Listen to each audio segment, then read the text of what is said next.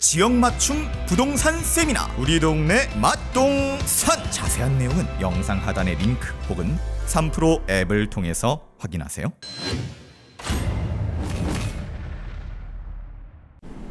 네, 올겨울에도 가족 여행은 피하시 괌으로 따뜻하게 다녀오시기 바라겠고요. 항상 따뜻한 우리 권순우 취재팀장님 어서 오십시오. 어서 오세요. 안녕하세요. 선프로TV 권순우 씨의 팀장입니다. 네, 멀어진 우리 권순우 팀장님. 네, 우리가 멀어졌어요. 여기서 하면 안 돼 왜? 그러니까. 근데 우리 마음의 거리는 가까우니까요. 아, 그렇습니까? 근데 핑클파마 이미지 준비했습니다. 독일로 하면 이렇게 화면이 좀 잘라 보이는데 이렇게 안 나오고. 그래서 그런 거예요. 자, 일단 네, 핑클파마 네, 이미지 준비했습니다. 이름이 핑클파마예요? 핑컬파마. 핑컬. 네, 아, 네. 핑컬. 예, 뭐야? 똑같잖아요. 핑컬파마. 아니 왜 난 내 사진 갑자기 여기서 구한 줄 알았어요? 그러니까요. 와, 정영진 개안을 하면 저렇게 되는데. 참. 이 아저씨 누구더라? 유명하신데. 모르겠습니다. 그냥 야, 이미지 있는 거 바로 우리 셋 다 지금 뽑았습니다. 이분 이름을 지금 얘기를 못 하는 거야? 이분이 누군지 모릅니다. 유명한 여자 탤런트랑 그 지성 씨 아니야? 아, 맞네. 맞네. 기름기. 이분은 피부가 늘 지성이죠. 네, 지성이잖아. 야, 어떻게 개그 스탠스도 거의 비슷한. 예, 뉴욕 증시 이제 상승 마감했는데요. 사실 뭐 내용은 특별한 건 없고요. 다우존스는 0.01%, 나스닥은 0.08%, S&P 500은 0.13% 상승했습니다.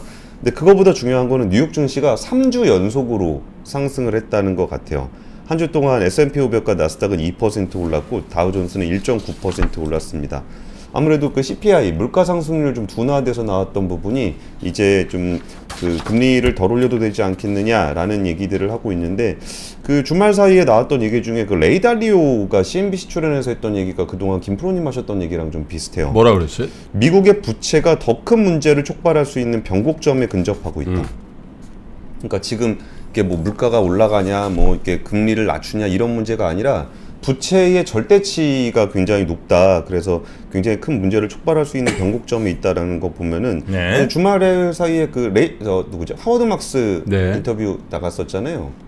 거기에서도 좀 하워드 막스도 그 얘기를 했었잖아요. 그렇죠. 좀 부채에 대한 위기 의식, 그리고 금리가 예전처럼 저금리로 가는 그게 문제가 아니라 이미 쌓여 있는 부채를 좀 어떻게 할 것인지를 생각하면 제가 그래서 금리가 너무 이제 뭐 높다 뭐 이런 식으로 했더니 그 노말이라고.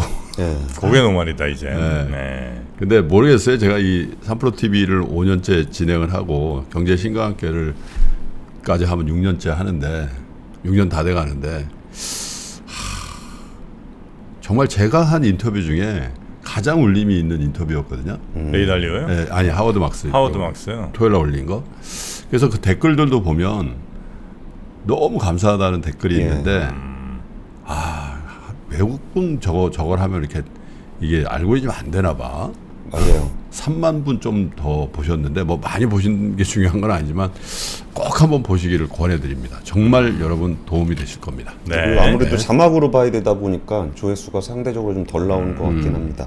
그리고 이것도 주요 뉴스는 아닌데요. 주요 뉴스죠. 어제 우리나라 그 롤 1등했습니다. 네, 결승전에서 중국의 롤드컵. 롤컵 1등했습니다. 그 어제 거의 한 10년 만에 아이 낳고 한 10년 만에 와이프랑 우리 가족들 다 같이 치킨집에 갔거든요. 시원한 생맥주. 네. 예, 처음으로 내 가족이서 거기서 롤드컵 보면서 했는데 그걸 중계를 해줘요? 해주던데요? TV에 나왔었어요. 오. 근데 그게 뭐 호프집에서 해놓은 것 같긴, 치킨집에서 해놓은 것 같긴 합니다. 근데 네. 중국이 진짜 그 선수 구성도 이제 한국 사람도 많이 데려가고 네. 거기는 프로게이머만 한 10만 명 된대요. 네. 그래가지고 근데 어제 뭐 가뿐하게 한국 선수들이 그 T1 팀이 3대 0으로 이겼습니다. 근데 이게 고척돔에서 했는데 10분 만에 표는 매진이 됐고 광화문에서도 10,000명이 넘는 분들이 가서 길거리 응원을 했어요. 길거리 응원을 해요? 예. 고척돔에서 게임을 하고? 예, 광화문에서 길거리 응원하고. 와. 그리고 그 지금 올해 롤드컵의 시청자 수 누적 접속자 기준으로 4만 명을 돌파했다고 하더라고요. 그러니까 이게 좀 저도 잘 롤을 잘 모르는데 이게 우리가 뭐 슈퍼볼이라든지 그런 거 안 보잖아요. 네. 근데 슈퍼볼이 대단한 건 알잖아요. 네네네. 그런 것처럼 롤드컵 같은 경우도 우리가 안 봐서 그렇지 대단하다는 거는 좀 인식을 좀 하는 게 그 필요하지 않을까. 롤드컵이라고 그러군요. 네, 월드컵처럼 롤드컵. 예, 심지어 그 전국의 CGV 30여 개 영화관에서 결승전을 생중계했습니다. 그러니까 영화표 사듯이 그걸 가서 사서 보는. 아 그래요? 예, 이게 그 요즘에 그 CGV를 비롯해서 영화관들이 좀 쉽지 않은 상황이잖아요. 그래서 꼭 극장으로 이제 영화만 보는 게 아니라 이런 대규모 이벤트들이 있을 때 영화관을 통해서 이제 공간 임대도 하고 있어요. 그래서 이것도 영화관들의 어떤 신규 비즈니스 모델로 좀 인상적인 것 같습니다. 근데 야구는 졌어요. 일본한테. 그 누적 시청자 수가 4만이 말이 되는 소리가 아니라고 4억이라고 4억이겠죠. 제가 4억이라 그랬는데요. 4만이라고 했어요 아까. 아 그래요? 네. 아 4억. 저 깜빡깜빡해. 네. 혼나야 되겠다. 그러니까 결승전 동시 접속자가 1억 명이 넘었어요. 네. 네? 동접? 예, 동접. 에이 설마. 동접 4만은 우리잖아. 동접 140만. 아니요. 동접이 4억 명으로 내부 집계했다라고 지금 라이엇 게임즈에서 좀 에이 아니야. 유튜브 동접 얘기하시는 거죠? 뭐 동접인지는 모르겠어요. 실시간, 채널이 여러 개 실시간 140만이래. 실시간. 하여튼 우리가 게임 쪽이 좀 약하다 보니까 네, 근데 이게 뉴스만 들어주세요. 알겠습니다. 예, 예. 이거는 뭐 제가 직접 숫자 센 건 아니니까. 네. 근데 어제 7대7로 동점 갔다가 10회 초에 1점 먼저 냈는데 10회 말에 2점 뺏겨가지고 졌습니다. 아 그것도 회가 있어요. 야구 얘기하잖아. 야구. 지금. 아, 집중 야구. 좀 해줘. 한일전. 야구 그게 뭐 중요합니까? 롤드컵 얘기하는데. 그죠. 한국이 졌으니까. 졌어요? 일본이 이번에 코리안 이겼으니까. 시리즈 누가 우승했어요? 코리아 시리즈? 코리안 시리즈. 코리아 시리즈는 코리안 시리즈. 코리안 시리즈예요? 네. 코리안 시리즈는 해태 아니야 해태. 해태 아님 저기 삼성일 텐데. 해태란 팀은 없어요. 기아가 됐지. 기아 그러니까. 빙그레하고 해태하고 아 LG 가 있어요, 시리즈에서 LG. 붙어가지고. 빙그레 너무 잘했지 옛날에. 쌍방울이 3위에서 떨어졌잖아요. 아유 저 뭐죠 그 청보. 청보 핀토스 MBC. 청룡 알고 있죠. 예, 요새 그 LG가 그 29년 만에 우승해가지고 29% 할인하고 있다고 합니다. 한이민 아무도 놀리지 마세요. 고무팔 됐다고. 네. 아 한이민 한일 빙그레. 빙그레 네. 그 엄청 저 뭐라고 네. 그러죠? 사이담이라고 그러네. 네. 그거 잘 던지던 선수 있는데 네. 감독이 이제 김영덕 감독인가 그럴 겁니다. 근데 이제 너무 혹사시켜갖고 팔이 이렇게 공팔 됐다고. 그때 빙그레 팬들이 엄청 그 감독 욕하고 그랬었거든요. 혹사를 하면 안 되죠. 우리 저 그 너구리 장너구리라고 장명부 씨라고 있었거든. 아이고 또 올라가. 어깨를 안 써. 자 그놈만. 어떻게 이제 뉴스로 갈까요 이제? 네, 뉴스 가시죠. 아 갑자기 롤드컵 얘기해서 이렇게 사람 만듭니까? 근데 어제 되게 중요한 경기잖아요. 아침에 출근하시면 다들 한마디씩 할 텐데 네. 롤드컵은 이겼고 한일전은 졌다. 이거 좀 예시를 아시면 좋을 것 같고요. 그 네. 첫 번째 뉴스는 조금 뭐 희망적이어야 되나 혼란스러워야 되나 어쨌든 이스라엘 팔레스타인 전쟁의 어떤 변곡점이 될 만한 이벤트가 발생을 했어요. 네. 6주 만에 교전 중지에 대한 합의에 근접했다라는 보도가 좀 나오고 있습니다. 44일 만에 최초로 태결될 수 있다라는 관측이 나오는데요. 워싱턴 포스트가 한 6쪽 가량의 합의문을 입수를 해서 보도를 했어요. 네. 하마스는 최소 5일 동안 24시간에 한 번씩 인질을 총 50여 명을 석방한다라는 얘기입니다. 그러니까 5일 정도는 그 교전을 하지 않겠다라는 얘기인데요. 지금 백악관과 이스라엘은 모두 이 보도에 반박을 하고 있습니다. 그 네타냐후 총리는 인질과 관련된 근거 없는 소문과 부정확한 보도가 많다. 현재로선 타결된 것이 없다라고 얘기를 하고 있는데요. 네. 반면에 지금 굉장히 이 협상에서 중요한 역할을 하고 있는 국가가 카타르예요. 카타르는 이제 이스라엘하고도 사이가 나쁘지 않으면서도 지속적으로 하마스에 자금 지원을 했던 나라이기 때문에 꽤 중간에서 역할을 할 수 있는 나라입니다. 근데 카타르 총리 겸 외무장관이 기자회견에서 협상 타결의 걸림돌은 아주 사소하다. 인질 인계 방식 등의 문제다라고 이야기를 하면서 협상 타결 가능성에 대해서 꽤 높게 이야기를 하고 있습니다. 예. 근데 이스라엘은 지금 교전 중단에 대해서 좀 난색을 표현하고 있는 상황인데 그 중단 기간이 길어지게 될 경우에 하마스가 지휘소 재건에 나설 수 있기 때문이라고 하고 있어요. 그리고 하마스가 좀 무리한 요구를 좀 끼워 넣고 있다는데 뭐 예를 들면은 가자 지구에다가 드론 띄우지 마라. 뭐 이런 얘기들을 하고 있습니다. 네. 드론은 지금 감시 정찰 역할을 하고 있기 때문에 이스라엘은 이 부분에 대해서 좀 어렵다라고 얘기하고 있습니다. 5일간 교전 중단을 하게 되면은 일단 인질의 수십 명이 석방이 되고 또 가자지구 주민에 대한 구호 활동이 조금 더 활발하게 이루어질 수 있다는 측면에서 의의가 좀 있습니다. 근데 지금 이 상황이 굉장히 좀 교전 중단을 통해서 뭔가 합의를 이끌어낼 수 있을 거다라는 기대가 조금 나오고 있는 상황이라 변곡점이 될 것 같기는 해요. 근데 이게 딱 변곡점이 되니까 지금 아랍 국가들이 좀 움직이고 있는데 네. 대표적으로 사우디아라비아가 그 올해 연말까지 100만 배럴 감산하기로 했었던 거 있잖아요. 네. 근데 내년 봄까지 연장하는 방안을 검토 중이라고 파이낸셜 타임즈가 보도를 했어요.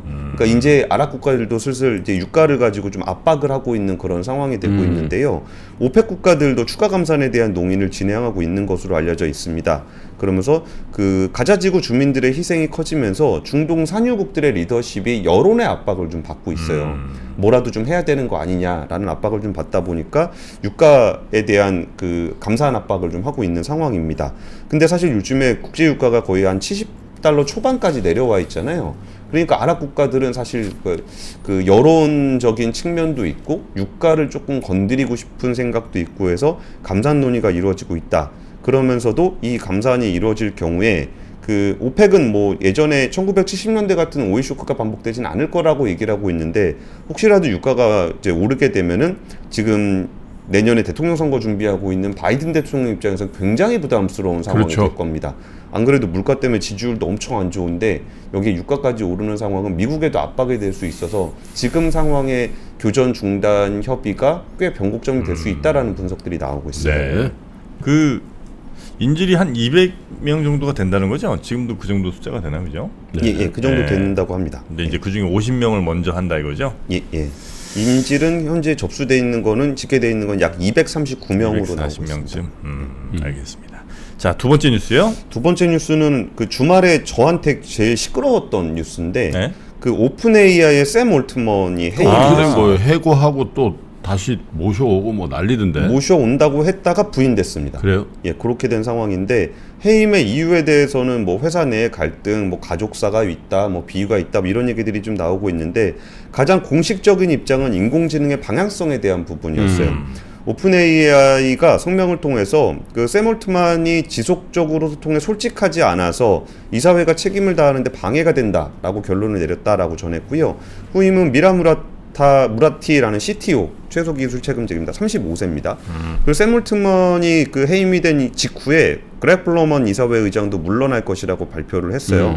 그러니까 올트먼 같은 경우 해임 보도된 이후에 뭐 FAI에서 보낸 시간 정말 좋았다. 이렇게 해임 사실을 인정하는 듯한 얘기를 좀 하고 있었고요. 블러먼 같은 경우도 우리도 아직 정확히 무슨 일인지 벌어진 것인지 이해해 보려고 한다라고 얘기를 하고 있습니다. 지금 이거는 이사회 내부의 쿠데타로 좀 얘기가 모아지고 있기는 해요. 그러니까 이사회 의장도 지금 날라갔고 그다음에 CEO도 CEO 날라갔고. 예, 근데 거기에 이사회 멤버 중에 일리아 수츠케버라고 오픈 AI 수석 과학자가 있어요. 이분도 오픈 AI 창립 멤버 중에 한 명인데 이분이 그 직원들과 만남에서 직원이 물어봤다는 사실, 그러니까 직원이 이거 적대적 M&A입니까? 쿠데타입니까? 라고 물어봤을 때 네. 수츠케버가 굳이 따지자면 쿠데타라고 할 수 있다라고 좀 얘기를 했다는 거예요. 그러면 이게 뭐 올트먼 같은 경우는 전혀 몰랐을 수가 있는 게 그 문자 받은 당일 오후에도 에이펙 CEO 서밋에 참가를 하고 있었어요. 오픈 AI를 대표해서. 그러다 문자 받고서 전날까지도 자기가 해임될 거를 몰랐다는 거예요.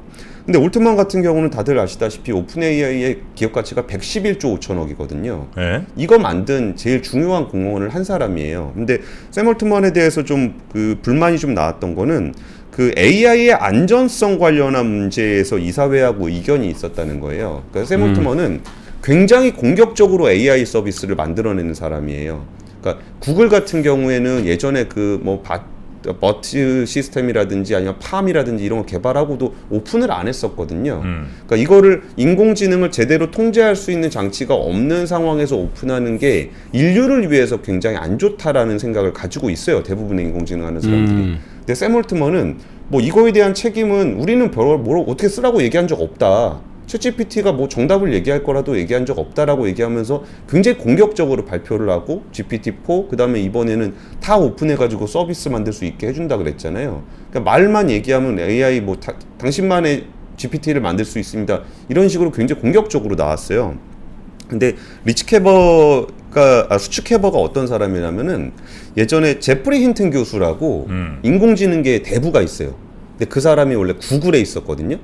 근데 구글에서 야 우리 지금 오픈 AI한테 너무 밀리는 것 같아. 우리 좀 더 공격적으로 AI 서비스를 제공해야 될 것 같아 라고 했을 때 제프리 힌튼 교수가 그 AI의 대가 거물이 나 이런 식으로 하면은 나 여기 못 있겠다.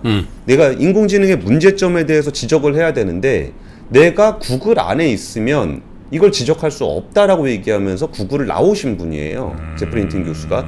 근데 수츠케버가 제프리 힌튼 교수의 수제자입니다. 그러면서 그럼 이거 지금 이렇게 해도 되는 거야? 라고 지금 문제 제기를 계속적으로 하고 있는 거죠. AI를 통제할 수 없는 AI를 너무 지나치게 상업적으로 이용하는 것에 대한 불만이 여기 작용하고 있다라는 설이 가장 유력하게 얘기가 나오고 있어요. 근데 이게 올트먼이 다시 돌아온 애 만에 그 얘기는 왜 나오냐면은 이게 구조가 좀 복잡합니다. 오픈 AI 같은 경우에 지금 구조도를 제가 잠깐 보여드리는데 이거 짧게 설명을 드리기가 좀 너무 복잡하기는 해요. 오픈 AI는 비영리 법인으로 설립이 됐다가 영리 비영리 하이브리드 법인이 돼 있어요. 네. 그리고서 수익 중에 초기 투자의 100배를 초과하는 부분은 그 영리 법인 쪽으로 귀속이 될 수 있는데 마이크로소프트 같은 경우도 자기가 돈을 투자했지만 여기에 투자 수익은 제한이 있어요. 그러니까 서비스를 해서 애저에서 서비스를 해서 버는 돈은 자기가 가져갈 수 있는데 오픈 AI 자체를 지배할 수는 없어요. 그러니까 여기서 비영리 쪽에 가까운 이사회에서 샘 올트먼을 날려버린 거고 그랬더니 자금을 들고 들어온 마이크로소프트를 끼고 들어와서 샘 올트먼을 다시 복귀를 시키려고 하는 거고 그것들을 또 부인을 시키고 있는 그런 상황이라 이 오픈 AI의 거버넌스 문제뿐만 아니라 이 AI의 전면적인 상업화에 대한 철학적인 논쟁이 굉장히 세게 붙어 있습니다. 그래서 주말 사이에 뭐 이 얘기 그 인공지능 하시는 분들 사이에서 뭐 연락도 오고 뭐 서로 의견도 나누고 좀 굉장히 시끄러웠습니다. 그 파장이 계속적으로 있을 것 같아요. 네네네네. 하여튼 그 기존의 정부라든지 좀 그 기존의 기득권을 갖고 있는 측에서는 저게 굉장히 좀 성가신 것 같아요. 보니까 뭐 규제를 해야 된다, 뭐 또 저렇게 하면 뭐가 생태계가 파괴된다 이런 얘기들 많이 하는 거 보니까 순탄한 길이 예고돼 있지는 않은 것 같더군요. 그렇죠. 지금 요즘 지금 분위기는 이걸로 약간 돈 벌자라는 분위기로 이제 서비스를 내놓는 게 인류의 이롭다라는 사람들이 있고 이게 통제되지 않는 방식으로 내놓는 건 위험하다라는 것들이 좀 부딪히고 있는 상황인 것 같습니다. 네. 세 번째 뉴스 보죠. 그러다 보니까 뭐 샘 올트먼이 옛날 여동생을 건드렸네 안 건드렸네 막 이런 얘기가 나오는 것도 거버넌스에서 보통 압박할 때 쓰는 방식이에요. 네네. 지금 있는 방식. 너 이거 내가 폭로한다? 나갈래? 폭로할래? 뭐 이런 얘기들도 좀 나오고 있습니다. 네. 세 번째 뉴스는요, 좀 빨리 전해드려야 되겠네요. 그 금융감독원이 요새 신규 사업 해놓고 하는지 안 하는지 감시하는 거 계속적으로 하고 있거든요. 근데 이번에 그 반기 보고서를 대상으로 신사업 추진 현황 실태를 조사해 보니까 신규 사업 목적을 추진한 상장사 233개사 중에 절반 이상 55%가 사업 추진 현황이 없는 것으로 나타났습니다. 그러면 사업 추진 현황이 없는데 왜 이런 걸 하냐라고 얘기했을 때 거기에 케이스도 하나 이번에 얘기를 해줬는데요. 사실 뭐 어떤 구체적인 숫자보다는 어떤 방식으로 악용하는지에 대한 수법을 좀 설명드리는 게 더 좋을 것 같아서 그것만 좀 설명을 드리겠습니다. 지금 같이 보시면은 사업 목적 추가 안건을 3월 달에 공개를 했어요. 그럼 테마주로 주가가 이렇게 쭉 올라가잖아요. 그럼 사업 목적을 추가를 합니다. 그리고 이제 12일을 가지고 있다가 전환사채를 발행을 했다 주가가 쫙 올라가면은 대주주를 비롯한 이 세력들이 12 전환권을 충구를 한 다음에 그 주식을 던집니다. 사업 목적을 한다고 신규로 추가한 다음에 사업은 안 하고 그것 때문에 주가가 올라가면 자기가 가지고 있던 저 4배가 오른 거네. 1,000몇백 원에서 4,000몇백 원으로. 예, 주식으로 바꿔서 던져서 거기서 수익을 얻는 방식입니다. 그러니까 이런 식으로 많이 하게 돼요. 우리가 전환사채 같은 거 내용 조금 어렵다 그래가지고 잘 못 보는 경우들이 많은데 전형적인 패턴입니다. 뭔가 한다 그러고 주가 올리고 전환사채 있던 거 바꿔가지고 주식으로 바꾼 다음에 고가에 던지고 자기들만 돈 빼먹는 거. 저런 건 그리고- 처벌을 못 해요. 아, 이게 좀 어렵습니다. 저 불성실 공시 정도밖에 안 되지요. 예, 그러니까 금융감독원에서 못하게 할 수는 없으니까 계속적으로 모니터링하겠다 그런 얘기하고 있는 거고, 그러면서 하는 얘기가 이제 새로 사업 목적을 미추진한 기업들은 대부분 단연간의 영업 손실, 자본 잠식, 최대 주주 변경, 경영 안정성이 굉장히 낮다는 거고, 올해 넘어가게 되면은 김 프로님 항상 얘기하셨던 이제 감사의 계절이 또 와요. 그럼 그 전에 이거 다 끝내야 되는 거거든요. 그러면은 이런 회사들은 정말 이렇게 뭐 상장 폐지라든지 아니면은 그 거래 정지라든지 이럴 가능성이 좀 있기 때문에 네. 굉장히 조심하시는 게 좋을 것 같습니다. 신규 사업을 할 거다라는 거를 공시하지 않게 하고, 그런 그 의지치잖아. 우리 하려고 그래. 근데 마음이 바뀌었어. 그럼 이제 문제가 없다는 식이면은 정확하게 신규 사업 진출에 대한 뭔가 물적 조건 같은 것들이 있어야 예. 그걸 공시하게끔 해야 되는 거 아닌가 싶은데. 근데 이게 조금 어려운 게 네. 그 주주총회 때 이게 정관에다가 어떤 사업을 하겠다고 사업 목적 추가. 예. 그거를 근데 또 안 그거는 또 하고 사업 사업을 할 목적 수가 추가를 만 한다고 그 주식을 사가지고 이게 호재라고 하는 것도 웃기는 거지. 사업 목적 추가요, 그냥 정관변경 하면 되는 거 아니에요? 그렇죠. 아, 회사가 그리고 뭐 저 대표 나와갖고 우리 이제 앞으로 뭐 예를 들어 현대면 우리 전기차를 만들겠습니다 한다고 해서 그럼 뭐 현대차는 잘 안 올라요, 그런 거 가지고는. 근데 뭐 10년 후에 할게요, 뭐 이런 거. 예, 못하게 할 면밀한 검토가 필요하네요, 뭐 이런 거. 못하게 할 수도 없고. 야, 문제다. 저도 뭐 올해 총괄 저 얘기를 한번 드렸잖아요. 예. 근데 야, 사업 목적 추가, 그 주가 부양의 저 취지가 분명해 보이는 사업 목적 추가가 있는데 그래도 주가가 올라요. 근데 거기다가 또 대주주가 팔아먹어. 그렇죠. 아, 그거는 진짜. 그러고 나서 사업 목적 추가에 대한 구체적인 액션은 없어. 예. 그리고 개인 투자자들만 또 당해. 그걸 그냥 두나? 자, 하여튼 뉴스 3 요 정도로 정리하고요. 얼른 미스터 마켓 가보겠습니다.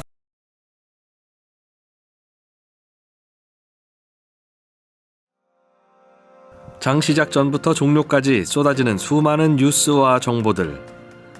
이 중에서 어떤 것이 투자에 정말 도움이 되는 정보일까요?